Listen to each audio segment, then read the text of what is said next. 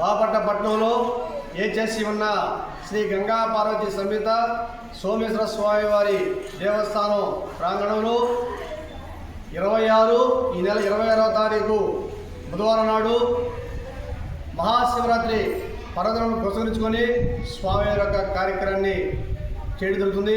మరి ముఖ్యంగా ఈ మహాశివరాత్రి అంటేనే శివుడికి అభిషేకాలు చాలా ప్రీతికర కార్యక్రమం కాబట్టి 4 గంటలు జరుగుతూ ఉంటాయి.